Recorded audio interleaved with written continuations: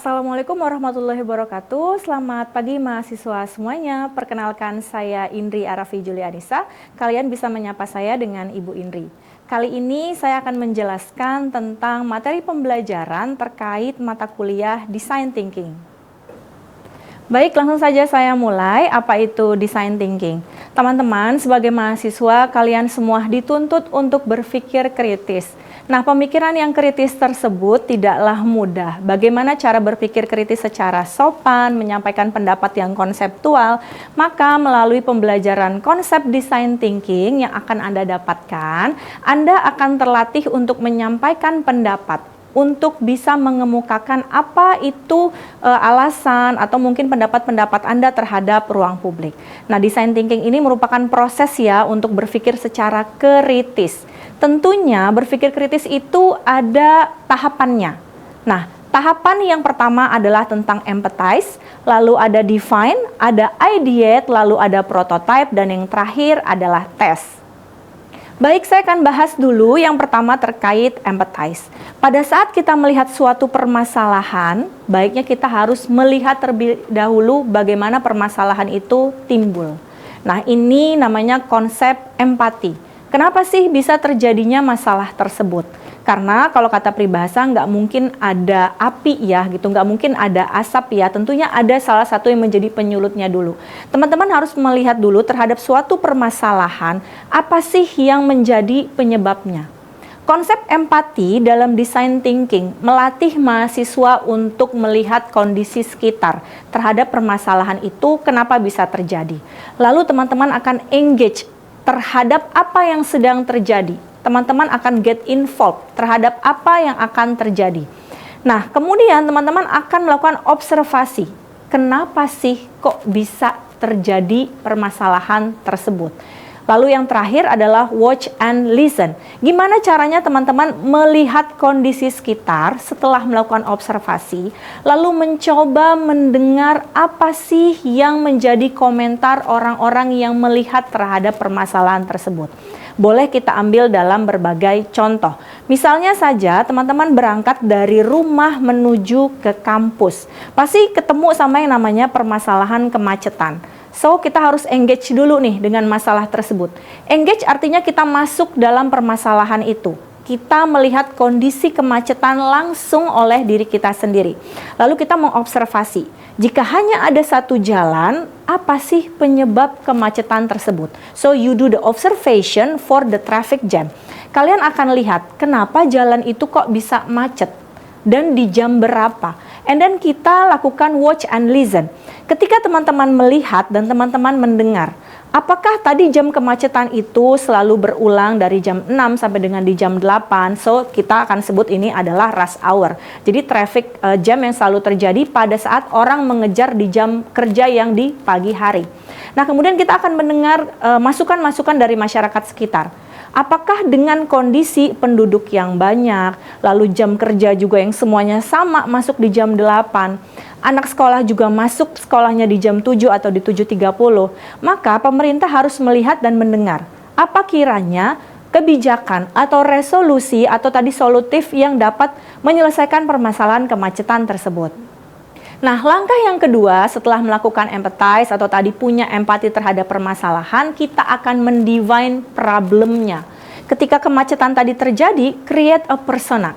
Siapa sih yang jadi pemicu dari permasalahan kemacetan tadi? Apakah memang semuanya anak-anak sekolah? Atau tadi ada gabungan, ada yang mungkin pedagang yang mau ke pasar, ada juga pegawai BUMN, ada pekerja-pekerja PNS kantoran dan lainnya. So, kita harus create a persona dulu. Siapa saja aktor-aktor yang menjadi penyebab kemacetan tersebut. Lalu baru kita bisa membuat write a project brief. Write a project brief adalah bagaimana teman-teman semua bisa membuat ide-idenya terlebih dahulu untuk menyelesaikan permasalahan tersebut. Setelah tadi yang pertama kita tahu, yang macet ini akibatnya anak sekolah nih. Lalu kita bisa memberikan masukan kebijakan. Apakah harus ada yang namanya mobil antar jemput? Ataukah setiap anak wajib menggunakan transportasi umum? Begitu juga para pelaku yang lainnya, pegawai dan juga pedagang, atau misalkan orang-orang yang bekerja di stakeholder lainnya, apakah memang harus menggunakan mobil pribadi penggunaannya, atau tadi await the project brief untuk mengupayakan transportasi umum yang jauh lebih masif. Langkah yang selanjutnya adalah ideate. Setelah teman-teman membuat project briefnya, kita akan menulis satu persatu ide yang akan kita sampaikan. Sehingga tadi saya sampaikan bahwa kalau kita sudah belajar project atau tadi design thinking, kita akan dapat menyampaikan apa yang menjadi keluh kesah kita, saran kita untuk jauh lebih bijak, untuk tidak anarkis dan lebih sistematis. Melalui ideate, kita akan menulis ide-ide apa saja yang mau kita sampaikan, yang mau kita utarakan kepada pemerintah. Contohnya tadi tentang penggunaan transportasi umum. Misalnya setelah kita udah buat brief dari project, ternyata ketemu nih, satu adalah transportasi umum yang jauh lebih menarik, jauh lebih nyaman. So ideate yang akan kita buat, bagaimana kita memberikan inspiration. So berarti kita harus membuat yang namanya inspirasi dalam menggunakan transportasi umum. Apakah teman-teman bisa mendesain bentuk transportasi umumnya? Apakah teman-teman bisa mendesain jalur transportasi umumnya? Bahkan sampai ke jenis apa transportasi umum yang akan kita gunakan. Lah yang terakhir adalah mood boards. Di sini teman-teman harus bisa menggambarkan bagannya. Contohnya saja, tadi dari permasalahan kemacetan, lalu kita brief, tadi permasalahan kemacetan itu disebabkan oleh apa? Setelah tahu project untuk apa yang mau kita lakukan, kita tadi sudah buat ideate-nya, terakhir mood boards-nya yang dapat kita buat sebagai penyelesaiannya satu persatu. Misalnya out of the box, karena ini design thinking mengajarkan teman-teman kritis dan juga out of the box serta menyampaikan ide secara sistematis, maka kita akan merancang, mendesain sistem apa yang dapat membuat transportasi umum yang jauh lebih comfortable sehingga orang-orang itu jauh lebih senang menggunakan transportasi umum. Berikutnya setelah ideate kita akan membuat yang namanya prototype. Nah, disinilah interaksi langsung teman-teman mahasiswa membuat idenya tadi. Mau seperti apa sih transportasi umum yang mau kita ajukan kepada pemerintah? Simple case, mungkin kalau tadi kita bilang angkutan umum ya.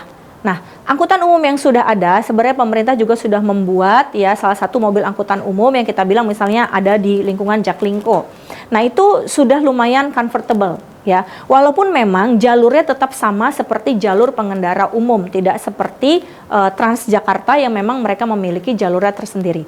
Nah, melalui prototype kita akan membuat simulasi dari ide tersebut.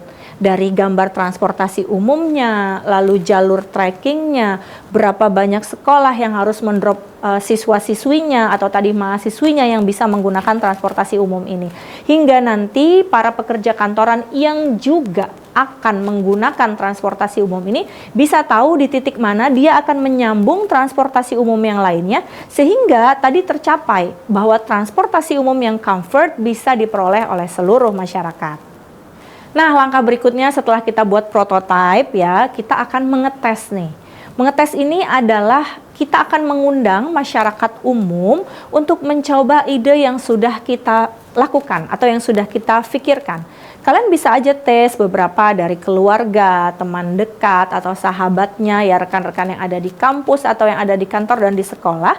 Boleh banget nih untuk teman-teman kita ajak ngelakuin ide yang sudah kita buat. Apakah memang benar dengan jalur transportasi umum tadi yang sudah kita rancang, lalu sistem kenyamanan di dalam transportasi umum tadi, ini sudah dapat mengakomodir permasalahan kemacetan. Walaupun kita tahu tentunya dari 100% permasalahan kemacetan mungkin hanya berkurang 20%. Nggak apa-apa ya teman-teman, karena ini merupakan langkah awal dari mengurangi kendaraan-kendaraan yang selama ini ada di jalan raya. Nah, setelah kita tes prototype, kita akan mengundang testimoni dari semua teman-teman yang telah mencoba ide yang sudah kita buat ini. Apakah memang dapat berjalan dengan baik? Lalu dapat berapa persen mengurangi kemacetan? Simpelnya cara menguranginya gini teman-teman. Ketika kamu biasa berangkat jam 7 dari rumah dan jam kantor kamu masuknya di jam 8. Lalu orang yang tadi kita lakukan as a object untuk melakukan prototype kita, kita akan tanya dari jam 7 ke jam 8 yang usually kita menggunakan 1 hours untuk go to the campus, go to the office. And then setelah kita gunain skema dari transportasi umum, berapa lama sih waktu yang mereka tempuh di jalannya?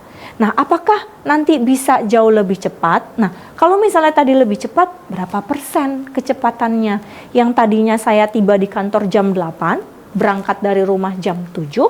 Kali ini menggunakan transportasi umum, saya berangkat jam 7. Maybe saya bisa datang ke kantor itu jam 7.45. So we save 15 minutes untuk tiba di kantor, bisa untuk istirahat, bisa untuk sarapan, bisa untuk beli kopi, dan lain-lain hal. Nah, melalui prototipe ini kita juga akan menampung ya masukan-masukan dari orang-orang yang telah melakukan prototipe untuk perbaikan ide kita ke depannya. Oke, tadi sudah saya sampaikan dari empathize, define, ideate, prototype, dan the last is a test untuk ide design thinking yang mau kita lakukan. Traffic jam hanya satu contoh dari sekian masalah yang ada di muka bumi ini, teman-teman. Jadi teman-teman silahkan nanti belanja permasalahan. Kita akan membuat tugas ini berkelompok, satu kelompok 4 sampai dengan 5 orang. Sehingga nanti teman-teman bisa belanja masalah yang ada di sekitar. Tapi harus bertemakan dengan sosial dan ekonomi. Contohnya tadi saya membahas tentang kemacetan, itu adalah permasalahan sosial dan juga demografi suatu wilayah. Nah, teman-teman nanti bisa cari contoh-contoh yang lainnya yang berhubungan dengan sosial dan ekonomi. Tentunya harus memberikan impact langsung. Ingat ya, harus sampai ada di proses prototype dan tadi tes, sehingga ketika sudah kita tes, kita udah tahu nih apa yang mau kita hasilkan. Lalu ketika sudah dites, kita pun jadi tahu, orang-orang akan kasih feedback ke ide yang udah kita buat, lalu untuk mempercantiknya, untuk memberikan resolusi yang jauh lebih baik lagi, kita akan menerima masukan-masukan orang itu dan akan kita lakukan tes kembali. Tes ini diperuntukkan agar ide yang sudah ada kita blast ke masyarakat, lalu masyarakat menerima masukan ide perbaikan yang baru, dan setelah perbaikan yang baru ini masyarakat dapat menikmatinya kembali. Masyarakat dapat memberikan komennya kembali. Apakah ide ini mampu untuk kita buat? Tentunya teman-teman bisa menggunakan permasalahan-permasalahan simple di sekelilingnya. Contohnya kayak misalkan permasalahan sampah, penggunaan botol plastik, dan lain-lain hal. Silakan untuk di-create idenya. Oke, demikian pembelajaran untuk kelas Design Thinking pada pertemuan yang pertama. Tadi sudah saya simpulkan apa saja tahapan dalam membuat rangkaian pemikiran Design Thinking. Demikian video pembelajaran ini saya buat. Saya undur diri, Indri Arafi Julianisa, mohon pamit. Sampai ketemu di video pembelajaran berikutnya. Wassalamualaikum warahmatullahi wabarakatuh.